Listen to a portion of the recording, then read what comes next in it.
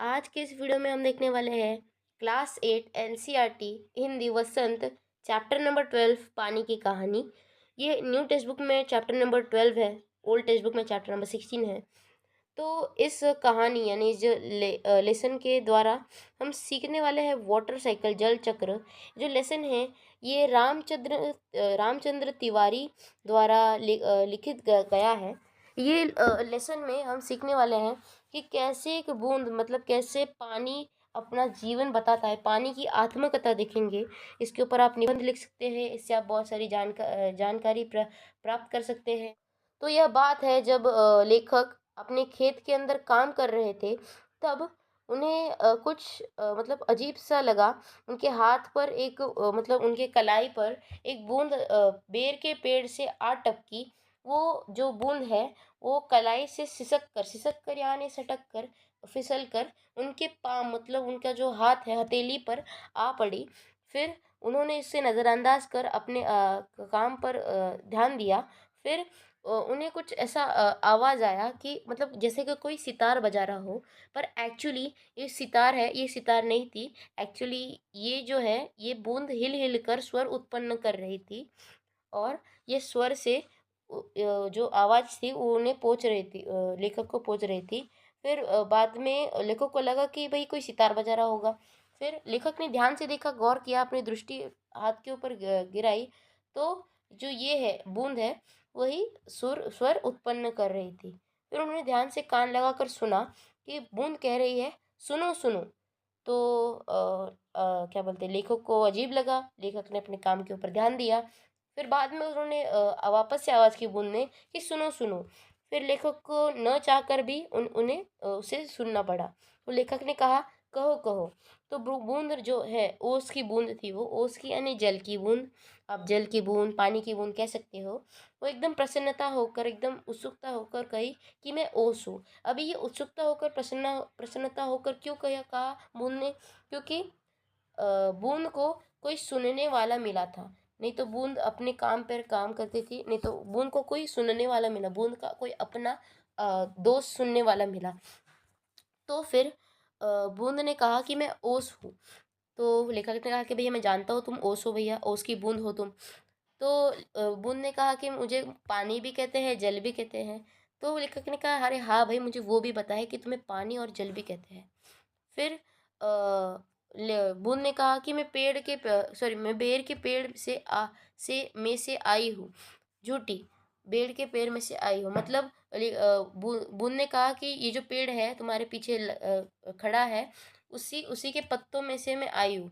तो लेखक लेखक ने कहा, सोच के कहा कि चल झूठी, कुछ भी कहती है क्या? पेड़ के ऊपर क्या फव्वारा लगा है कि कोई भी पानी पेड़ से आ रहा है करके? तो फिर जो बूंद है वो निराश होकर एकदम एकदम ये होगी, दुखी होगी। लेखक ने जब ऐसा कहा कि झूठी कहकर, तो वो बहुत ज़्यादा क्या बोलते हैं, असहमत और बहुत ज़्यादा निराश हो पड़ी। तो फिर बूंद ने कहा, सुनो, मैं इस पेड़ के पास का भूमि मतलब उन्होंने उसने फिर अपनी कहानी बतानी शुरू की, जो एकदम दुखी कहानी है अपनी, जो अनसुनाई कहानी है सुनाई, इसको क्या बोलते हैं, लेखक को सुनाई। तो बूंद ने कहा कि देखो, मैं इधर भूमि में अपना ठिठोल रही थी, अपना क्या बोलते हैं उसको, इधर उधर घूम रही थी आराम से अपने भूमि के अंदर, जो ये है इन्वायरमेंट है उसके अंदर आराम से घूम रही थी, टटोल रही थी। पर तभी मैं पकड़ी गई। अब लेखक ने कहा कि कैसे पकड़ी गई है भाई, कोई पुलिस थोड़ी आया तुम्हें पकड़ने के लिए, कैसे पकड़ी गई तुम बताओ, तुम तो एक छोटी सी बूंद हो। तो जो बूंद है उसने कहा कि मैं पकड़ी इसलिए इसलिए गई क्योंकि जो पेड़ है, वो पेड़ के जो बड़े बड़े जड़ जो क्या बोलते हैं, बड़ी जड़ें हैं, छोटी जड़ें हैं, और जो रोए हैं पेड़ के, उन्होंने मुझे खींच लिया। वो इतने निर्दयी, इतने क्रूएल थे उन लोगों ने कि मेरे जैसे असंख्य जल कणों को उन्होंने एकदम बलपूर्वक पृथ्वी में खींच लिया, मतलब जो अब्जॉर्व कर लिया इतना जोर से, इतना क्या बोलते हैं, निर्दयी है वो लोग कि मेरे जैसे बहुत सारे असंख्य असंख्य यानी बहुत सारे अनकाउंटेबल जो ये है बूंद है, मेरे से अनेकों को उसने खींच लिया। कुछ को तो भैया पेड़ जो है वो खा ही जाता था एकदम से, और कुछ को जो अधिकांश यानी वेस्ट थे उनको वो फेंक देता था। उसे बहुत क्रोध हुआ। बूंद जो है उसे बहुत ज़्यादा गुस्सा और घृणा घृणा यानी एकदम नफरत हो गई, क्या बोलते हैं, नफरत हुई, जिससे उसका शरीर काँप उठा। किसका शरीर काँप उठा? बूंद का। तुम क्या समझते हो कि वे इतने बड़े हो यो ही खड़े हैं? तो जो बूंद है उसने कहा कि तुम क्या समझते हो कि भैया ये जो पेड़ तुम्हारे पीछे खड़ा है, तुम्हारे पीछे छोड़ो, पूरे दुनिया में, पूरे वर्ल्ड के अंदर जो पेड़ खड़े हैं वो क्या बस ऐसे ही खड़े, यूं ही खड़े भाई, उनका मन हो वो खड़े हैं? नहीं, इनके पीछे हमारे बहुत सारे बूंदों का प्राण नाश है। प्राण नाश यानी सेक्रीफाइस है, of their deaths, of their life, sacrifice of their life है उनका। मतलब उन्होंने उनका जीवन को क्या किया है, सेक्रीफाइस किया है, कुर्बान किया है खुद को, किसके लिए? पेड़ को खड़ा करवाने के लिए। तो मैं बड़े ध्यान से सुनने लगा, तो लेखक को क्या हुआ, बहुत ज़्यादा रुचि रुचि हुई उस कहानी के अंदर, कहानी को सुनने की बहुत ज़्यादा क्यूरियोसिटी हुई कि भैया इसके आगे क्या होगा, ये कैसे बता रही है कहानी, भैया बहुत ज़्यादा रोमांचक कहानी है, मैं सुनता हूँ और ज़्यादा। तो फिर लेखक ने कहा, सुना। और बूंद कहती है कि बूंद आगे कहती है कि मैं क्या कह रही थी कि मैं ऐसे ही खनिज पदार्थों के क्या बोलते हैं उसको, सर्च में घूम रही थी, आनंद से घूम रही थी पूरे भूमि के अंदर। पर तभी दुर्भाग्यवश अनफॉर्चुनेटली मेरा जो एक रोए ने मेरा शरीर छू लिया था। मैं बहुत ज़्यादा काँप उठी। मैं जो है ये बूंद बूंद को डिनोट कर रहा है। मैं बहुत ज़्यादा काँप उठी, दूर भागने का प्रयत्न किया, परंतु क्या करूँ? रोए ने मुझे कहाँ छोड़ा। रोए ने मुझे पकड़ लिया, और मैं खींच गई। फिर क्या हुआ? लेखक ने पूछा। मैंने पूछा, मेरी उत्सुकता बड़ी चल रही है, पर लेखक की क्यूरोसिटी जो है, एक्साइटमेंट है जो, और बड़ी चल रही थी। तो फिर बूंद ने कहा कि मैं कोठरी के में बंद कर दी गई, कोठरी यानी जेल के अंदर बंद कर दी। थोड़ी देर बाद ऐसा जान पड़ा कि कोई मुझे पीछे से धक्का दे रहा हो, और कोई मानो हाथ पकड़कर आगे की ओर खींच रहा हो। मेरा एक भाई भी वहाँ लाया गया। उसके लिए स्थान बनाने के कारण मुझे दबाया जा रहा था। आगे एक और बूंद मेरा हाथ पकड़कर ऊपर खींच रही थी। मैं उन दोनों के बीच में पिस चली। तो क्या हुआ, जैसे ही वो रोए ने छू लिया उसे, मतलब जो उसका शरीर है वो किसी तरह रोए ने छू लिया, और फिर उसे खींच लिया अपनी ओर, रोए ने मतलब ऑब्जर्व कर लिया। फिर बूंद को जो है कोठरी के जेल के अंदर बंद कर दिया। फिर बाद में पता चला, जान पड़ा, यानी इन्फॉर्मेशन मिली कि कोई बूंद को आगे आगे से खींच रहा है और पीछे से धक्का दे रहा है। तो उसका जो भाई है बूंद का, वो भी लाया गया था, वो भी कोठरी के अंदर जो है बंद किया गया था। तो उसकी जो कोठरी है, वो जो जेल है, वो उसको जेल को जो स्पेस है वो उसके भाई को मिला। इसी के कारण वो जो बूंद है, बूंद का भाई तो कोठरी के अंदर बंद हो गया, पर बूंद को जगह नहीं मिली उस कोठरी के अंदर, इसलिए उसको दबाया गया। और वो दबाने के कारण कोई पीछे से उसको धक्का दे रहा था, और कोई आगे से उसकी जैसे ही बूंद उसे खींच रही थी, और मानो कि उन दोनों के बीच में वो पूरी दबी और पिस गई थी। अब आगे देखते हैं। मैं लगभग 3 दिन तक यह सासत भोगती रही। मतलब कम से कम 3 दिन तक उसने यह कष्ट झेला। ये बहुत ज़्यादा क्या बोलते हैं, उसने कष्ट किया इससे बाहर निकलने का। उसने नन्हे नन्हे छेदों के द्वारा क्या किया, बहुत निकलने की कोशिश की। नन्हे नन्हे छेदों के द्वारा उसने निकलने की कोशिश की। जो स्टोमेटा होते हैं, जो सेल्स होते हैं, उसके द्वारा उसने निकलने की कोशिश की बहुत ज़्यादा।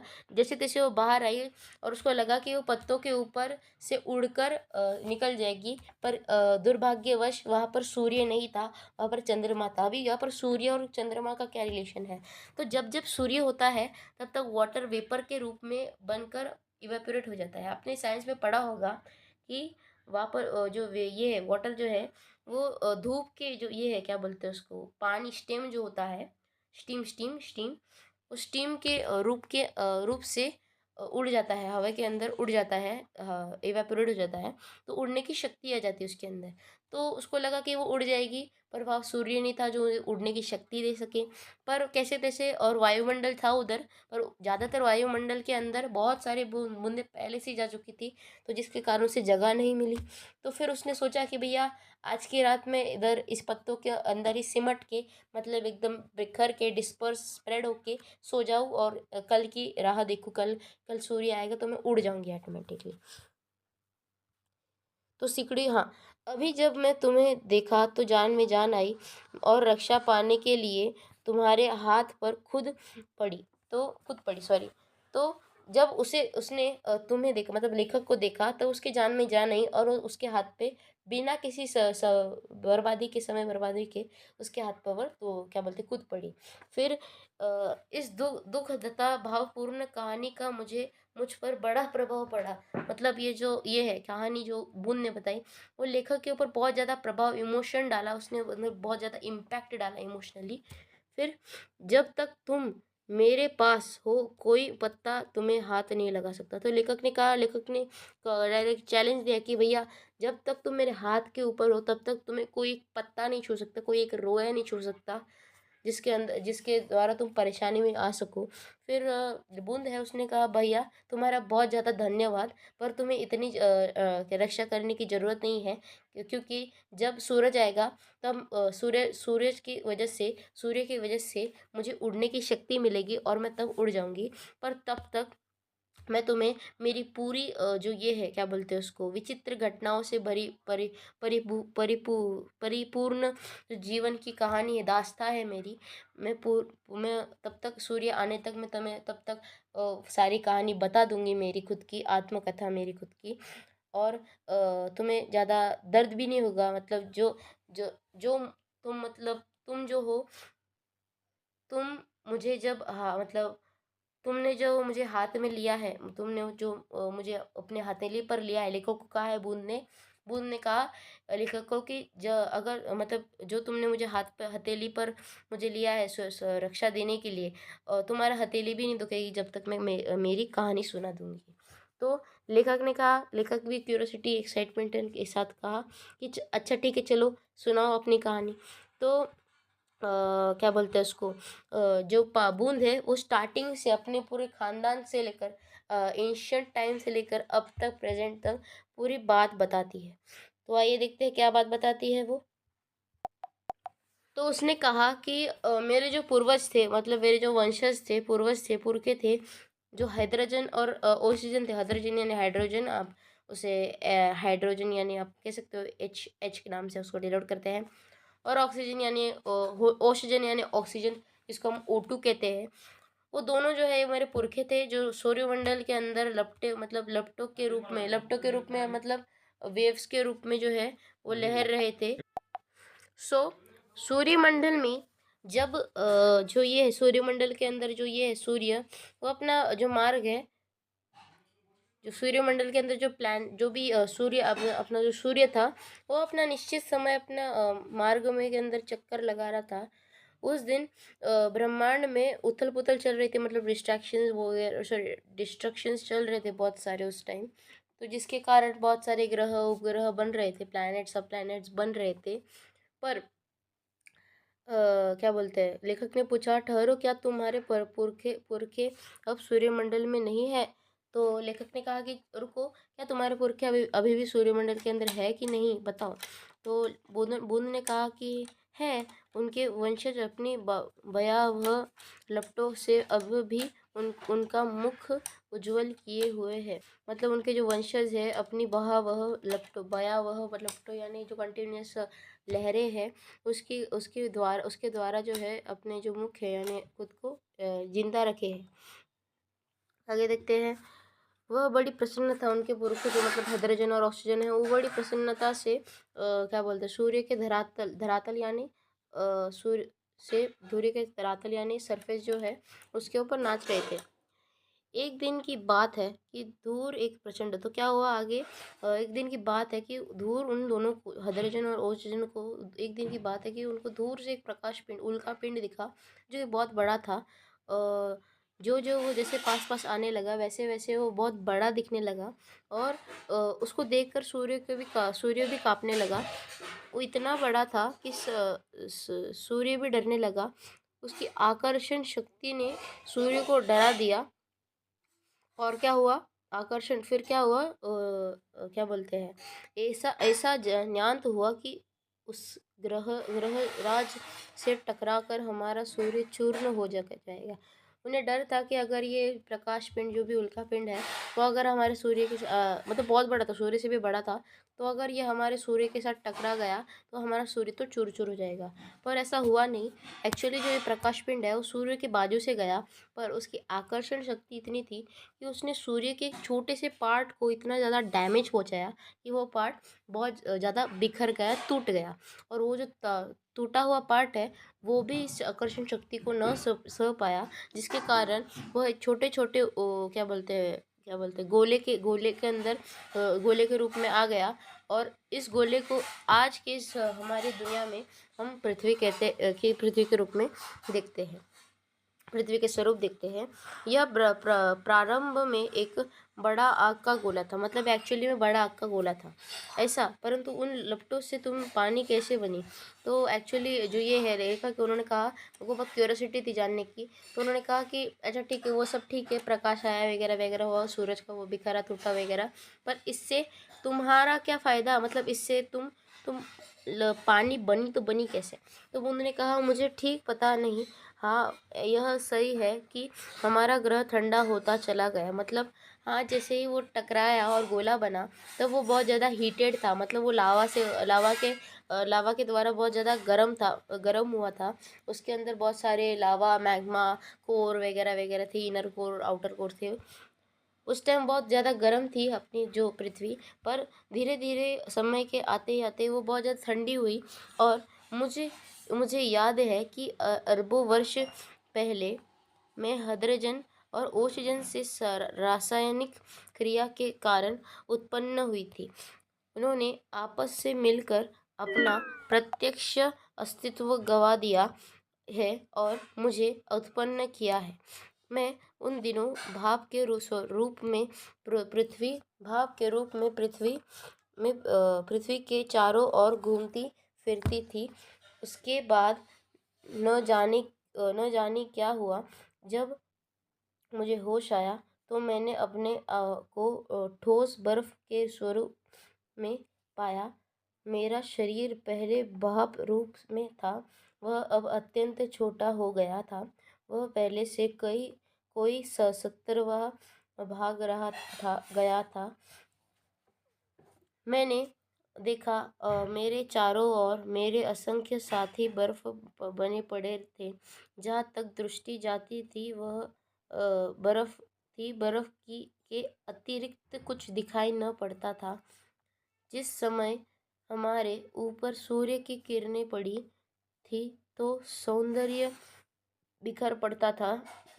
हमारे कितने साथी ऐसे भी थे जो बड़ी उत्सुकता से आधी में ऊंचा उड़ने उछलने कूदने के लिए कमर कैसे तैयार बैठे रहते थे कमर कसे तैयार बैठे रहते थे। ओके, सो इसके अंदर कहा है कि कैसे बहुत दिनों बाद, अरबों खरबों सालों बाद, अरबों की बातें चल रही है यहाँ पर, तो अरबों सालों बाद हाइड्रोजन और ऑक्सीजन जो है वो अपनी रासायनिक क्रिया यानी केमिकल रिएक्शन से, रासायनिक का अर्थ है केमिकल रिएक्शन से, जिसका है अर्थ H2O, हाइड्रोजन क्या बोलते हैं, hydrogen and plus 2 hydrogen plus 1 oxygen से क्या हुआ, जो ये है बूंद है, जो वाटर है वो बना, और जिसके कारण बूंद बनी। अब आगे देखते हैं। ये बूंद घूमती फिरी बहुत ज़्यादा क्या बोलते हैं, हर एक चीज़ों से टकराई, जो पृथ्वी के रूप में, मतलब चारों ओर घूमती फिरी, इधर उधर टकराई, उन चीज़ों से टकराई, पेड़ों पौधों से टकराई। फिर बाद में बूंद ने नोटिस किया।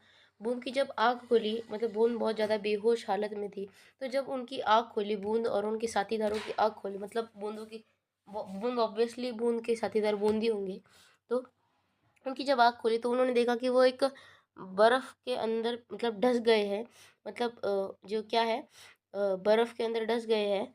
और क्या है, बूंद जो है वो 17 पार्ट्स के अंदर पूरी क्या हुई है, डिस्ट्रीब्यूट हो गई है। तो फिर जब उनकी आँख ठीक से खुली नहीं जा रही थी, अगर फिर उन्होंने देखा दूर दूर तक क्या था, असंख्य असंख्य दृष्टि से उन्होंने दूर दूर तक देखा, तो दूर दूर तक बस बर्फ़ ही थी। किसी पानी का निशान नहीं था। पर जब जैसे ही सूर्य आया, जैसे ही सूर्य की किरणें गिरी उनके ऊपर, वैसे ही क्या बोलते हैं उसको, वैसे ही तो दूर दूर तक देखा उन्होंने कि वहाँ पर बस बर्फ ही बर्फ थी। पर जब किरणें आई तब उनको पूरे सौंदर्य बिखर पड़ा, मतलब उनको पूरा सौंदर्य दिखा दुनिया का, पूरी दुनिया का। हमारे कितने साथी ऐसे थे, उनके कितने साथी, बूंद के इतने कितने सारे साथी ऐसे थे कि जो हर एक परिस्थिति, हर एक सिचुएशन में पेटी कस तैयार रहते थे, मतलब एकदम रेडी रहते थे एकदम। कौन सा भी सिचुएशन आने दो रेडी रहते थे। ऐसे रहते ना कोई कोई दोस्त, भाई कौन से भी सिचुएशन आने दो हम एकदम रेडी उसको मात देने के लिए। बड़े आनंद का समय रहा होगा वह, बड़े आनंद का, कितने दिनों तक, कई लाख वर्षों तक, कई लाख, हाँ चौको नहीं, मेरे जीवन में 100-200 वर्ष दाल में नमक के समान भी नहीं है। मतलब वर्ष दाल के नमक, दाल के नमक मतलब सपोज दाल ज़्यादा हो गई, नमक ज़्यादा हो गया वगैरह वगैरह, सो लाइक दैट।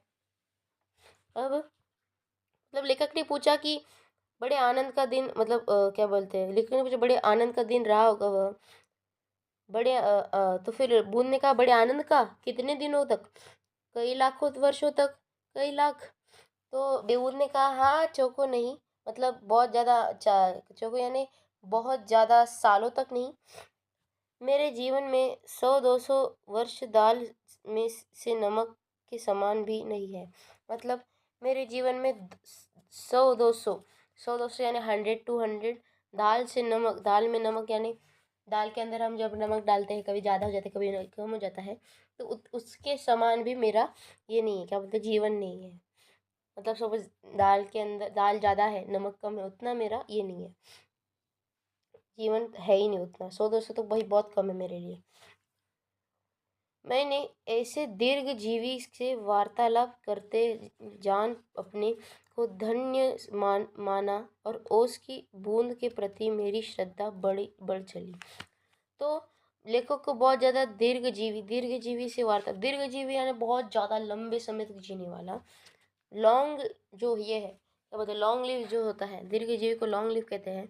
तो वार्तालाप जो मतलब कन्वर्जेशन की है, तो उन्हें बहुत ज़्यादा क्या लगा, उन्हें बहुत ज़्यादा धन्य हुए वो, उन्हें क्या लगा, बहुत ज़्यादा श्रद्धा हुई उसके बदले, बहुत धन्य थे कि उन्होंने इतने पुराने बूंद के साथ वार्तालाप कन्वर्जेशन की, और उनके प्रति, बूंद के प्रति उनको बहुत ज़्यादा श्रद्धा हुई, मतलब बहुत ज़्यादा इंटरेस्ट हुआ।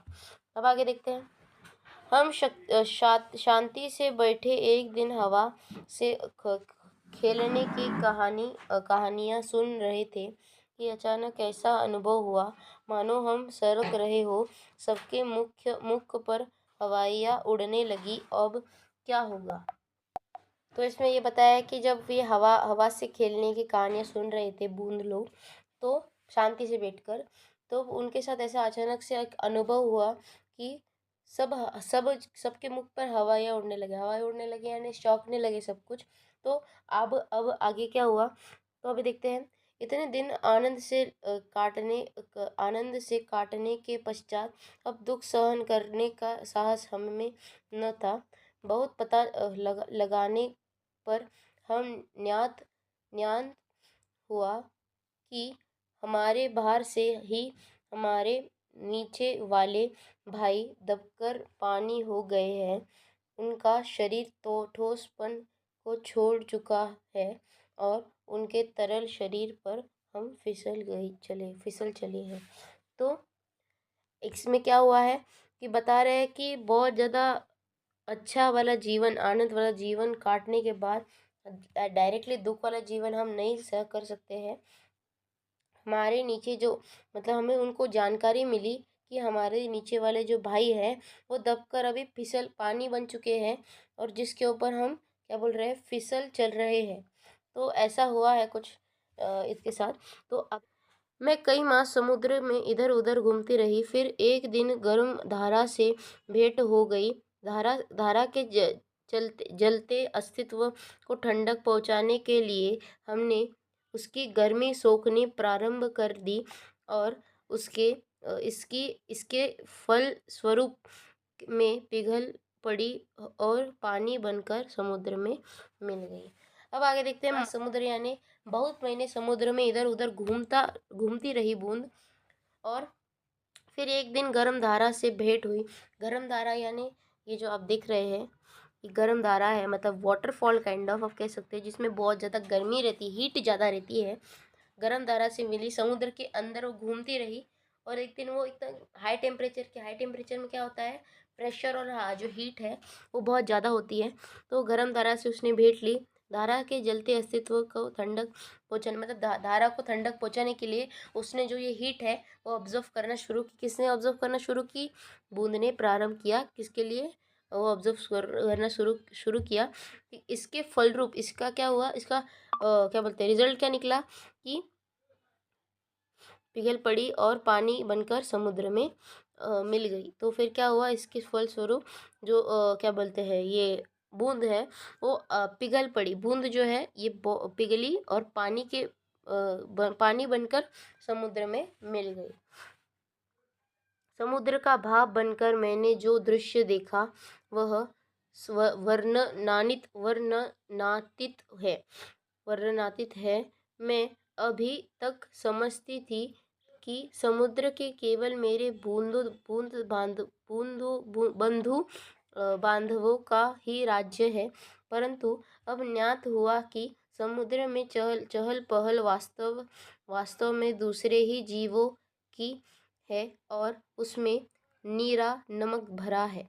नीरा नमक यानी बहुत ज़्यादा नमक भरा है। नीरा नमक यानी बहुत ज़्यादा सॉल्टी नमक भरा है। पहले पहल समुद्र का खारापन मुझे बिल्कुल नहीं भाया। जी मचलाने लगा, पर धीरे धीरे सब सहन हो चला।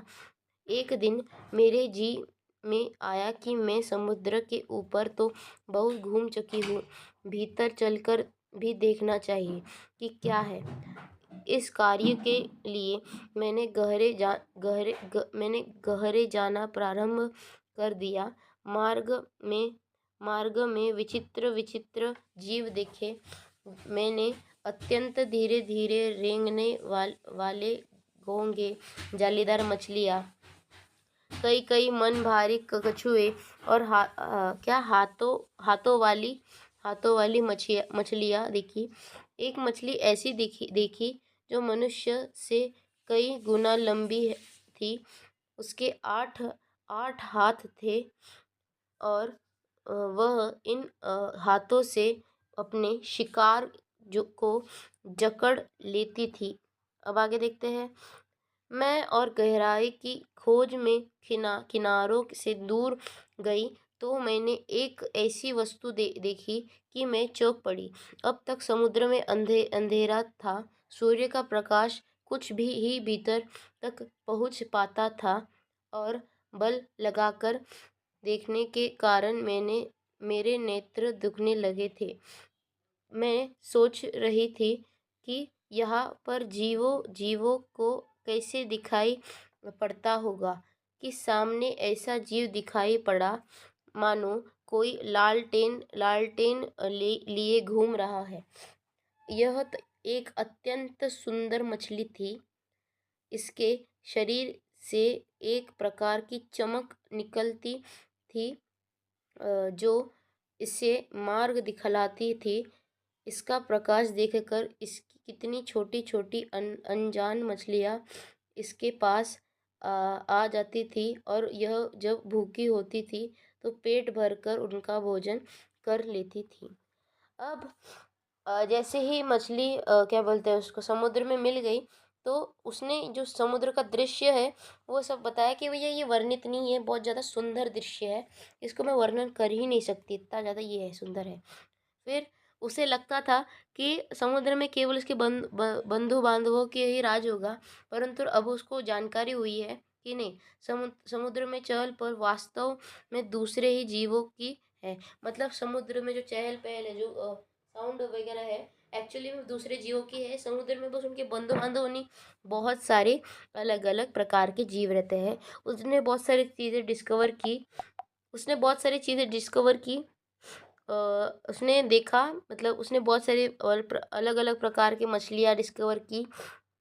उसने ये भी सोच देखा कि जो नीरा नमक है, मतलब जो पानी का जो ये था, समुद्र का जो नमक था, वो इतना ज़्यादा खारा था कि उसे सहन नहीं हो रहा था। मानो उसे लगता कि वो भैया मचलाने, मतलब वो मचलाने लगी थी, भैया मेरे को बाहर आना है, बाहर आना है। पर उसने धीरे धीरे इसको एडेप्ट कर लिया था। फिर एक दिन उसने सोचा कि भैया मैं समुद्र के ऊपर बहुत ज़्यादा घूम चुकी हूँ, चलो मैं समुद्र के गहराई में जाती हूँ। फिर बूंद जो है वो समुद्र के गहराई में चली गई, और उधर उसने बहुत सारे अलग अलग विचित्र प्रकार के जीव देखे। आपने देखा है, इधर लिखा है कि उसने घोंगे देखे, धीरे धीरे रेंगने वाले घोंगे देखे, मतलब जो काइंड ऑफ मासे होते हैं, मराठी में उसको मासे कहते हैं। तो आगे उसने जालीदार मछलियाँ देखी। जालीदार मछलियाँ यानी बहुत ज़्यादा शार्प उनके ये रहते हैं, शार्क कह सकते हैं आप इसे। क्या बोलते हैं उसको, कछुए देखे, कई कई मन भारी कछुए देखे, मतलब जिनके दांत बहुत ज़्यादा शार्प होते हैं, बहुत ज़्यादा हैवी कछुए देखे उन्होंने, टॉर्टॉइस कछुए देखे। हाथों वाली मछलियाँ देखी, जिनके हाथ रहते हैं वो वाली मछलियाँ देखी। एक मछली ऐसी देखी जो मनुष्य भी से भी बड़ी थी। अभी यहाँ पर मछली नहीं है, वो एक काइंड ऑफ ऑक्टो आप कह सकते हो, ये एक वेल उसने देखी है। एक तो उसने वेल देखी जिसके 8, देखो इधर लिखा है मनुष्य से कम कई ज़्यादा लंबी है, और उसके 8 हाथ है। अभी 8 हाथ किसके रहते हैं आप देख सकते हैं कि 8 हाथ बस ऑक्टोपस के रहते हैं। तो इसका मतलब उसने जाइंट स्क्विड देखा है। जाइंट स्क्विड आप, मैं यहाँ पर साइड में आप फोटो लगा दूंगा, आप देख सकते हो। यहाँ पर साइड में मैंने फोटो लगा दी है एडिटिंग के थ्रू। अब आप देख सकते हो कि यहाँ पर एक जाइंट स्क्विड उसने देखा है। और आगे देखते हैं। तो फिर इस पैराग्राफ में उसने बताया कि उसने बहुत सारे अलग अलग चीज़ें देखी, गहराई में खोज करते करते उसने जब उसने देखा, उसने गौर किया कि यहाँ पर बहुत ज़्यादा अंधेरा है गहराई के अंदर। तो यहाँ पर तो सूर्य की प्रकाश आती ही नहीं है, क्योंकि ये जो सूर्य की प्रकाश है ये बस सरफेस ऑफ द वाटर ही आती है, उसके नीचे जाती नहीं है, क्योंकि वहाँ पर बहुत ज़्यादा अंधेरा है। इंसेन डार्क है उधर। तो उसने सोचा कि यहाँ पर ये जो जीव जंतु है वो देखते कैसे होंगे, उनको दिखाई तो भी देता होगा कि क्या चल रहा है। फिर उसने यही सोचा। पर फिर उसके पास में से एक मछली गई, जिसके क्या बोलते हैं, जिसके अंदर से प्रकाश, जिसके अंदर से लाइट आ रही थी। उसने खुद को ऐसा एडेप्ट किया था जिसके द्वारा उसके अंदर से लाइट आ रही थी। अभी मैं साइड को आपको जेलीफिश की फ़ोटो डाल दूंगा। और एक मछली देखी उसने, जो उसे लगा कि वो लालटेन लेके ही घूम रही है, मानो वो मछली ऐसी हो जो हर वक्त लालटेन अपने साथ लेकर कैरी कर कर घूमती रहती हो। और जब फिर जो जो लाइट है, जो मछली वो प्रोड्यूस करती थी, वो लाइट जनरेट करती थी, उस लाइट को देखकर बाकी सारी छोटी मछलियाँ उसमें बहुत ज़्यादा आकर्षित होती थी। और उस आकर्षण से जब भी उस मछली को भूख लगती थी, लाइट वाले मछली को, तो वह उस लाइट का इस्तेमाल करते उसको खा लेती थी। इस मछली का नाम है, मैं आपको साइड में इसको फ़ोटो शेयर कर दूंगा एडिटिंग के द्वारा। एक जेलीफिश होती है जो लाइट प्रोड्यूस करती है, वो हानिकारक नहीं होती है। और एक होती है मछली, आप साइड में देखेंगे वो बहुत ज़्यादा डरावनी दिखती है, तो उस मछली का नाम एक्चुअली पिराना है, आप देख सकते हैं साइड में। तो लेखक ने कहा कि ये बहुत ज़्यादा विचित्र है, तुमने जो देखा, मतलब जो छोटी वगैरह अनजान चीज़ें जो है देखा तुमने, बहुत ज़्यादा विचित्र है। फिर आके बुंद ने कहा कि हाँ भाई, मैंने ऐसे ही और ज़्यादा नीचे गई मैं, तो मतलब और at the bottom of the surface गई, सी के सॉरी ओशन के, ओशन ऐसी आप दोनों में से कोई भी कह लो एक। तो उधर गई तो मैंने देखा कि उधर भी जो अपना ऊपर का एरिया है, जो अपना अर्थ का लैंड है, उस जैसा सेम नीचे पानी के अंदर सेम चीज़ें हैं। छोटे टिंगने हैं, टिंगने आपको साइड में इमेज दिख जाएगी। मोटे पत्ते हैं, पत्ते वाले पेड़ है, मोटे पत्ते वाले पेड़ है, बहुतायत से उगे हुए हैं, मतलब बहुत ज़्यादा अलग अलग डायरेक्शन से उगे हुए पेड़ आपको मिल जाएंगे यहाँ पर। हरी भरी घाटियाँ है, पहाड़ियाँ है, चट्टाने हैं, गुफाएं हैं, बहुत सारे चीज़ें हैं। और अलग अलग नाना प्रकार, यानी बहुत सारे, मतलब कई प्रकार के यहाँ पर जीव जंतु रहते हैं, जो बहुत ज़्यादा अंधे, मतलब निपटे अंधे, यानी बहुत ज़्यादा अंधे और तथा बहुत ज़्यादा आलसी भी है। और उन्होंने आगे देखा कि जैसे बहुत ज़्यादा वर्ष, मतलब उसे यहाँ पर पहुँचने के लिए बहुत ज़्यादा वर्ष लगे, और ऊपर जाना जाना तो उनके लिए असंभव था, मतलब उन्होंने जाने की प्रयत्न की थी, पर उनके लिए बहुत ज़्यादा असंभव पड़ा। मेरे ऊपर पानी की कोई 3 मील कोटी, मतलब उनके ऊपर बहुत ज़्यादा पानी की 3 मील मोटी, क्या बोलते हैं उसको अपन, क्या बोलते हैं, सरफेस थी उनके ऊपर बहुत ज़्यादा, क्या बोलते हैं उसको, लेयर्स थी। हाँ, लेयर्स थी। तो फिर जो ये था मतलब उनके ऊपर बहुत ज़्यादा लेयर्स थी और फिर उन्होंने जो ये बूंद है वो भूमि में यानी ये पृथ्वी के अंदर घुसकर अपनी जान बचाने की चेष्टा कर रही थी। पर ये उसके लिए बहुत ज़्यादा आम आम बात थी, क्योंकि उसके जैसे कई ज़्यादा करोड़ों बहुत सारे जल जो कण थे वो भी सेम चीज़ कर रहे थे उसके जैसा। गाँव घूम घूम कर जगह घूम घूम कर वो अपनी जान बचाने की कोशिश कर रहे थे। और समुद्र का जल नीचे धंसता जा रहा था, मतलब समुद्र का जो जल था वो धीरे धीरे धीरे जो हैवी हैवी जो जल ड्रॉपलेट्स थे वो नीचे नीचे धंस रहे थे। उनमें से ये लोग थे। मैं अपने दूसरे भाई के पीछे पीछे चट्टान में घुसी, तो जो बूंद है वो अपने दूसरे भाई के भी जो पीछे पीछे चल चल कर मतलब पीछे पीछे फॉलो फॉलो कर कर कर दूसरे चट्टान में घुसी। कई वर्षों में कई मील मोटी चट्टान में घुसकर हम पृथ्वी के भीतर एक खोखले स्थान में निकले और एक स्थान पर इकट्ठा होकर हम लोगों ने सोचा कि क्या करना चाहिए। तो उन्होंने क्या किया, बहुत ज़्यादा साल लगाकर उन्होंने बहुत ज़्यादा मील दूर ट्रैवल कर कर एक खोखले चट्टान चट्टान के अंदर गए और उन सब इकट्ठा होकर उन्होंने सोचा कि क्या करना चाहिए आगे जाकर। तो उन्होंने उसमें से कुछ बूंदों ने कहा कि भैया यहाँ पर ही रुकना चाहिए, यहाँ पर ही अपने को ठहरना चाहिए, यहाँ पर ही अपने को अपनी लाइफ सेटल करनी चाहिए। परंतु उनमें से कई सारे जो बूंद थे जो बहुत ज़्यादा उत्साही युवा थे, उनके अंदर एक उम्मीद मतलब उनके अंदर एक ये था, क्या बोलते हैं उनको, ये थी ना चुल थी कि भैया अपन एक काम करेंगे, फिर अपन और खोज करेंगे। हम खोज करेंगे पृथ्वी के हृदय में घूम घूम कर देखेंगे कि भीतर उसके अंदर क्या छुपा है, पृथ्वी के अंदर ऐसा क्या छुपा है जो हम देख नहीं सकते। तो फिर आगे देखते हैं। सो ये जो बूंद थे जो उत्साही थे जो उत्साही युवा थे बूंद के में, तो ये जब आगे बढ़ने की प्लान उन्होंने कोशिश की, तब ये बहुत ज़्यादा शोर से आगे बढ़े, मतलब बहुत ज़्यादा जोश के साथ ही आगे बढ़े। तो उन्होंने क्या किया, तो एक ऐसे स्थान मतलब वो आगे बढ़ते रहे और एक ऐसे स्थान में पहुँचे जहाँ ठोस वस्तुओं का नामो निशान नहीं था। बड़ी बड़ी चट्टानें लाल पीली बड़ी थी, मतलब बड़ी बड़ी चट्टानें थी लाल पीली बड़ी पड़ी थी, मतलब लाल पीली जो इस कलर के बड़ी बड़ी चट्टानें थी वहाँ पर। और नाना प्रकार के धातुएं इधर उधर बहने को उतावली हो रहे थे। नाना प्रकार यानी कई कई प्रकार के धातुएं कई प्रकार के मिनरल्स इधर से उधर क्या कर रहे थे, क्या बोलते तैर रहे थे। इसी स्थान के आसपास मतलब इसी स्थान के उनके निकट इनके इसी स्थान के आसपास उधर एक दुर्घटना हुई। क्या दुर्घटना हुई, जैसे ही वह जैसे ही वह खोज के प्रसन्नता में अंधाधुन मतलब बिना बिना सोचे समझे किधर भी जा रहे थे, कौन से भी डायरेक्शन को जा रहे थे, तो वह एक ऐसी जगह पहुँचे जहाँ पर पृथ्वी का जो गर्भ है वो क्या कर रह कर हिल रहा था। ऐसे स्थान पर पहुंचे वो लोग कि जहाँ पर पृथ्वी का जो गर्भ है वह क्या हो रहा था, हिल रहा था। एक बड़े जोर का धड़ाका हुआ, मतलब बड़े जोर का धूम करके धमाका हुआ।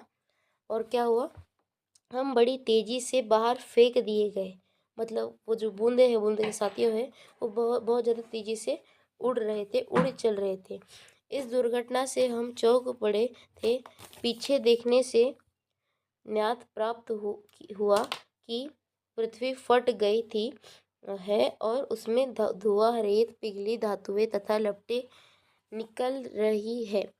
यह दृश्य बड़ा ही शानदार था।